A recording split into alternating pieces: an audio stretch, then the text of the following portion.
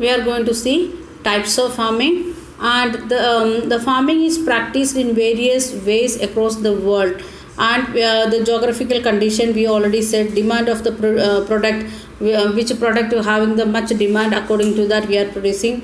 Then labor, skilled labor or unskilled labor, then level of the technology, and like the different things it is included in the farming. According to the use of all these things, geographical condition, demand of the produce, labor, and level of technology, according to that we can divide farming into two: subsistence farming as well as commercial farming. Subsistence farming, we can think in a brief way like that, what we are producing for our own consumption. Commercial farming, for sale purpose we are producing. So subsistence farming, it is we are thinking about our own family needs. How much we want, 100 kg wheat for this year, we are producing that much only. And traditionally low level of technology, we are using our own household labor. We are not taking any machinery, the ordinary spade and sickle, like that things only we are using to produce things. And we are producing very less, and that output also very less. Input also, machinery like that things we are not using. The human labor, that is the maximum input we are using. Then subsistence farming, again we can divide into two, that is intensive subsistence farming and primitive subsistence farming. Subsistence farming, what is which is meant for our own use, consumption, that again we can divide into two: intensive subsistence farming and primitive subsistence farming. From that word itself we can understand that in intensive subsistence farming, the people, the farmer, they are cultivating a small plot of land using simple tools and more labor. Like that farming, it is known as intensive subsistence farming. And climate with a large number of days with sunshine and fertile soil, permitting the growing of more than one crop annually on the same plot. We can see that those who are producing rice, the first in the rainy season they will produce rice. Before or after they may produce something else, like that. Two crops, sometimes three crops we are getting. According to the geographical situation, we may get two or three crops from the same plot. And rice is the main crop what we are producing in the intensive subsistence farming. Other crops like wheat, maize, pulses, oil seeds, like these things also we are producing. If you are going to the coastal area, we can see they are producing rice in the rainy season. After that they will plant maize or pulses or oil seeds, any one. And after that harvesting, they may prepare the land for next cultivation, like that.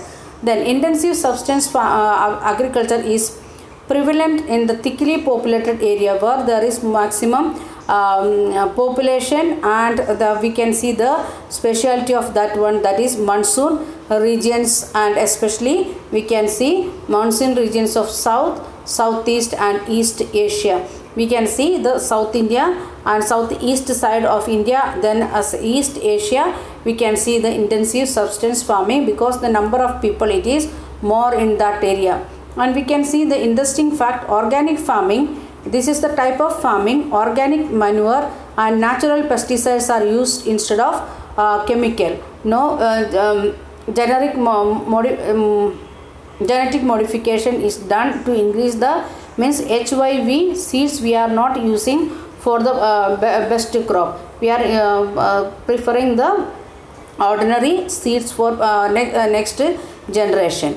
That is organic farming. And we are going to see the primitive subsistence farming. And we can see again this primitive subsistence farming, it is divided into two: shifting cultivation and nomadic herding. Shifting cultivation means it is practiced in the thick forest area, especially in the Amazon basin, tropical Africa and part of Southeast Asia and North India. In that area we are practicing the shifting culture, because the presence of the forest. What they are doing, in that area we are getting high rainfall and quick regeneration of vegetation. The plants we can see in that area we are doing this one. And what we are doing with this shifting cultivation, a plot of land is cleared by felling the trees and burning burning them. We are cutting the forest and big trees of one area and we are burning that one.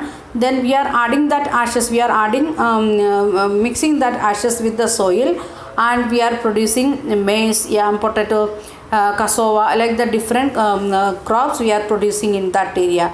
And after losing of soil fertility, maybe 3 years or 5 years or 10 years, they will move to another place and they will cut the trees and start the cultivation. By that time, the first place where they cut the trees and done the cultivation, that area again it will become like thick forest because of the heavy rainfall.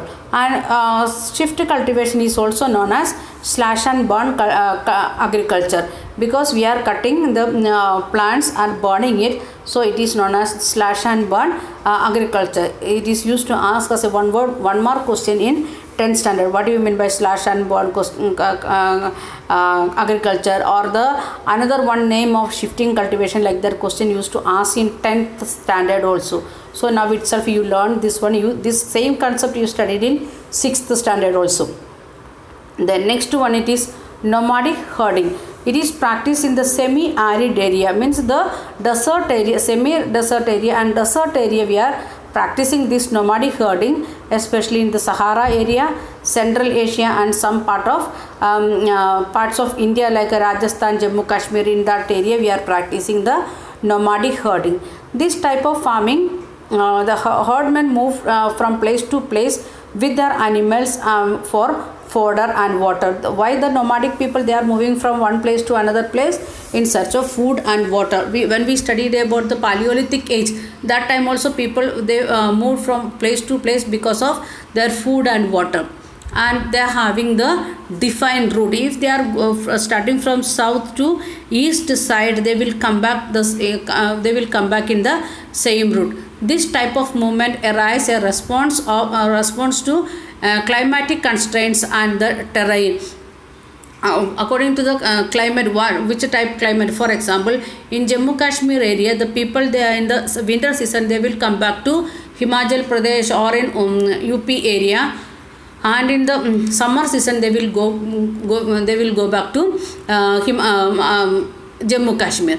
And Rajasthan people, they will move in the they will stay in the Rajasthan in winter season, and in the summer season they will move to Punjab area, Haryana area. Like that, nomadic people, they are not only Rajasthan, Jammu Kashmir, many parts of the India we can see the nomadic population. And because that is according to the climate. Then the terrain, which type of the soil it is. If they are having sheep, they want to get grass, and if it is camel, like that things, they want to get the thorny bushes. If it is available, according to that only they are moving. And sheep, then which animals they used to rear? Sheep, camel, yak, goat, and mostly they are rearing. In 9th standard you will study about the buffalo rearing nomadic group also. 9th standard you will study in history.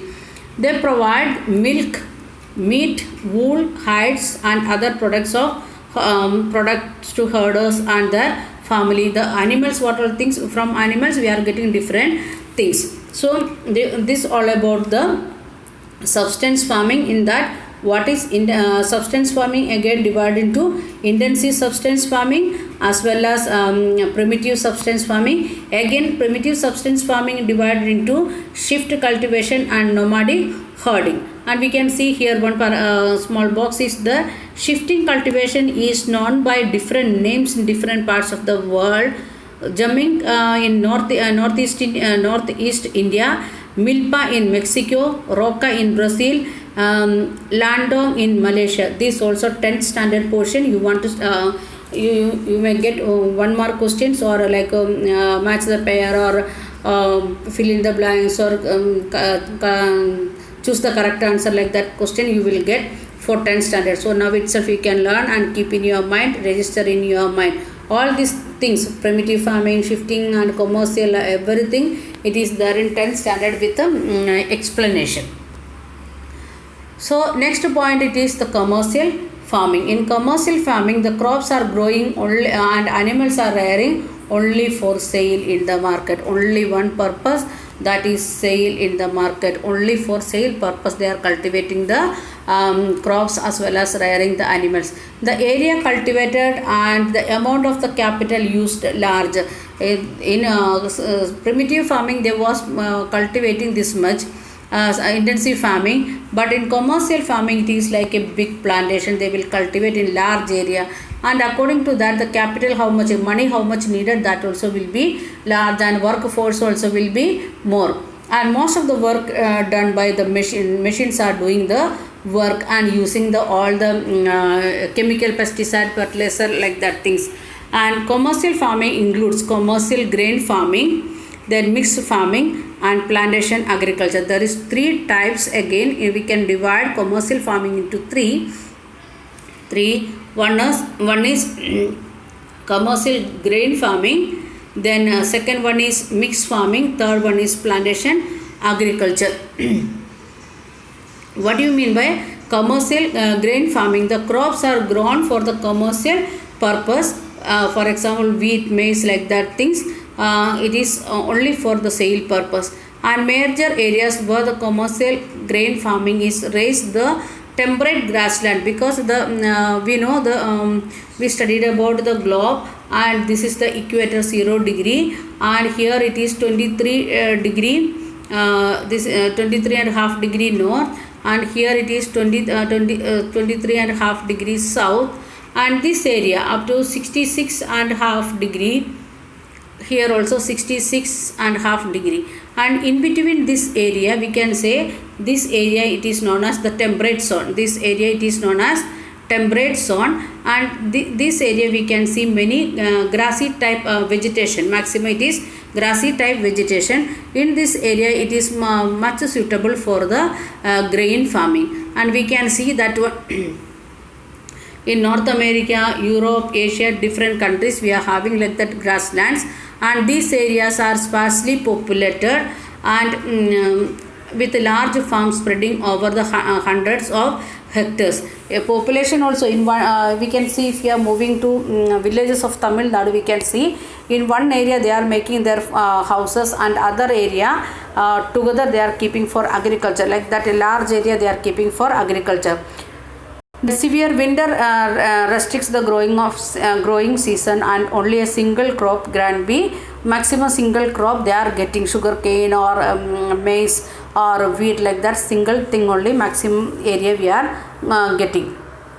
The next one it is mixed farming, that we will see in the next video.